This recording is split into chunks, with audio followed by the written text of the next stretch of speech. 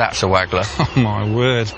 Well, just look at the size of that. That's about 12 inches long, and it just dwarfs this little peacock waggler here. Just tell us exactly what that does. Basically, it involves putting ground bait round the bottom of the float. Yeah. Like so. It's a bit of a rough ball, but it gives you the general idea. What happens is you cast that out, hits the water, clouds the water full of food, particles, ground, lots of food for the carp. They'll start swimming around in the cloud. Hook baits, say 3 foot below the actual ball of ground bait. Carp moving about, take the hook bait, bolt off, hook themselves against the weight of the float, and the job's done. Okay. And that's what we're going to be talking about today. The bagging waggler with Steve Ringer.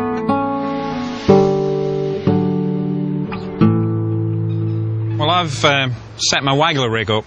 It's not quite the same as Steve's, a little bit stumpier, but nevertheless it's the same principle. But the most important feature about bagging waggler isn't the float, is it, Steve? No, ground bait, Jan. That's the most important factor in bagging waggler fishing. Without ground bait, you can have the best floats, best line, best anything in the world. Ground bait, that's got to attract the fish to your swim in the first place. And I notice you've knocked this one up earlier. It's just very, very dry, isn't it? One of the biggest mistakes people make when mixing ground bait is they turn up to the bank and they try and mix a massive quantity of ground bait up.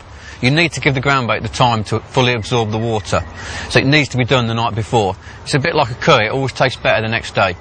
Yeah, but surely if you make it the night before, then a lot of that flavour's going to sort of dissipate. Is it still stay as potent? If anything, it's more potent. When you mix it up the night before and then smell it the next morning, it's a lot stronger.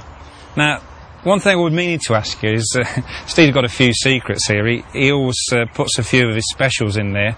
Now, I notice there's a few flakes of maize in there, a bit of hemp maybe, some pink stuff, which is... I think we'll just leave that subject there, Jan, to be honest. I did try. Anyway, show us how it works around the float itself, because... Another mistake people make is they clamp the ground bait on too hard. This is lovely and soft in texture. I'm just placing it around the feeder.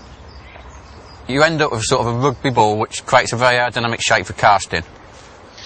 Well, that's the finished article. As you can see, it is nice and aerodynamic and sat on the bottom of the float. What we're going to do now is we're going to tank test it just to show exactly what happens under the water. What happens as the ground bait hits the water, you get an initial breakdown straight away. Oh, I can see it. It's amazing. Look at all that cascading down, and presumably that falls straight on top of the hook bait, yeah? You're sort of getting a soup effect around the feeder. There's loads of attraction there, but in theory, the only bait there for the actual fish to take will be your hook bait. OK, well, enough of the theory. Let's get a bit moulded around the float, and I want to catch a fish. I'll just use that bit that's already on. Is that OK? Yeah, it should be fine. Well, just before I cast out, just have a quick look at the hook bait.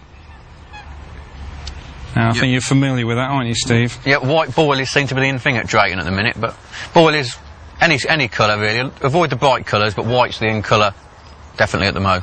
OK, well, that's good enough for me. I've got a 10mm white boilie on a little hair rig, size 10 barbless hook, so 6 pound hook length and an 8 pound main line. I should catch a fish, shouldn't I? Yeah, they do pull a bit, but that'll be adequate. OK, here we go. Accuracy is very important, yeah, and a big mistake I see a lot of people make is they cast to the horizon with their first shot and then they can't cast there again. Just chuck a nice comfortable distance. Well, I'm using that, you see that toilet block over there? It's not a pretty sight, but there's a couple of toilets over there. I'm actually using that as a marker. Yeah, it's a good idea. You need to pick a marker on the far bank. Just have a quick check behind me, make sure there's nobody walking about. And just a nice steady lob. That went in with a right clatter, didn't it? That's what you need, Jan. It's like ringing the dinner bell for them. You'd think that'd scare fish a mile away.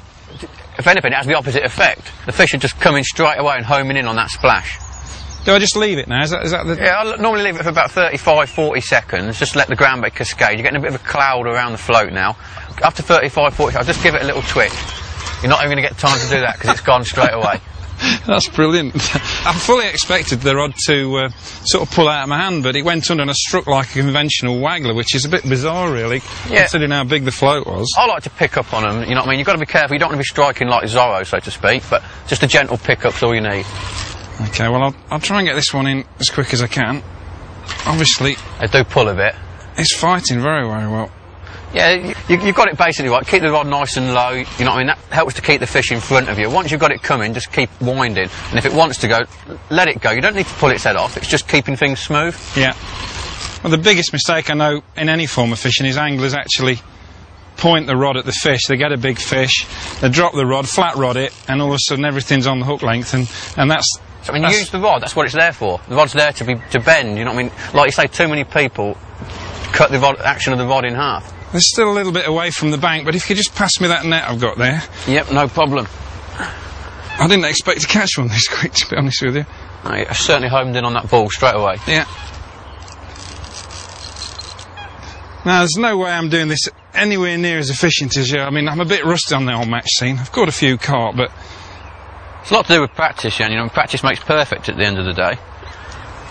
I've got to be careful of these boards, presumably. Nice fish as well. There you go. You can see the white boilie on the edge of its mouth. Well, that was a missed opportunity for sure. Now, you'd have had that straight in the net, wouldn't you? Yeah, it is practice, Jan, you know what I mean? It's just bringing the fish up in that distance so you can get it in the net first time. There you go. He's yours. Your first bagging waggler fish. Oh, thank you. Oh, what do you make to that one, then? That's about the average sort of Drayton size for the bagging waggler. It's about £6. The white boil is still in its mouth, Jan. Let's just get your count, nice marvellous up. That's brilliant. There we go. A lovely Drayton mirror. He's even got his fin stuck up to show you. Posing for the camera. Yeah, brilliant. Well, it's about £6, maybe yeah, 7? Maybe pushing 7. It's a little bit bigger than the one I had, but average sort of stamp. A little bit bigger than the one you had? That's not so bad, far, is it? Some quantity, not quality. All right, well, listen, let's pop that one back and talk about banging the dinner bell. Oh, definitely. That's what bagging waggler fishing's all about.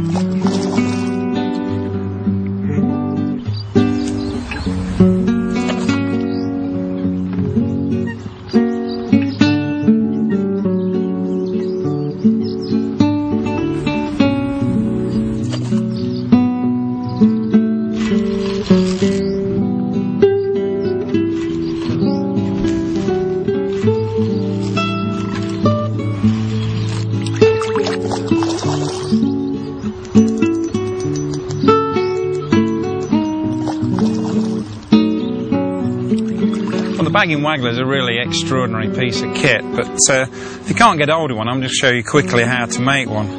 I'll do a little sketch. What you need is a piece of balsa, but a pike float will do, something around about 15 to 20 millimetres in diameter. And to the bottom of that, you attach a method feeder, so you'd need to drill a hole in the bottom of that float. And on the cross members of the method feeder, before you actually glue that in there, you're going to put a little weight. That's going to give you sort of a self-cocking principle. It's got a swivel on the bottom there. That's where you attach your main line, and to that you attach the hook link to the actual hook, little clip with a boilie on it.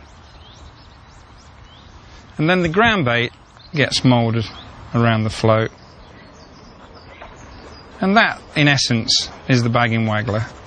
Well, it really is a weird looking float, but you've got to give credit to Neil Millichip, who popularised this particular technique. He was laughed at first, but now loads of people use them.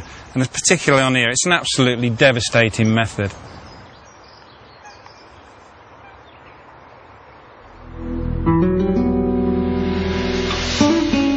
The key to this, just keep it going in. The fish will come into the splash. So you just keep ringing that dinner bell and just wait for them to return. A lot of people make the mistake. Cast it out, and they leave it out there, and you know what I mean, wait 5-10 minutes, it's not gone under, they haven't had a fish for an hour. You've got to keep ringing that bell, keep it going in, keep that cloud of food there, and those fish will come back to you. Carp are eating machines, so you've got to feed them. It's not all about speed, it's about getting into a rhythm. What you tend to find is you don't actually feel as though you're moving particularly quick. It's just getting into a rhythm of getting everything in the right place, close at hand, and then just going with the flow.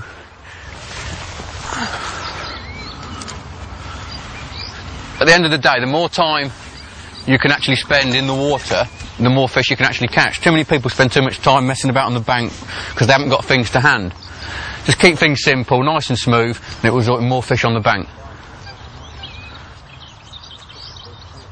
Just add a little bit of a dip then. There we go. Nice soft strike and the fish is on. A lot of people who come to Drayton think they've got to be gunned up with big powerful carp rods and you're not chuck a million miles. You don't need a massive powerful rod. You do need something a bit more powerful than normal float rods. The ideal rods for the job are barbel rods. These come in sort of £1.25, £1.5 test curve. They're very through actioned and ideal for this sort of fishing. Mainly because you can really bend into the fish.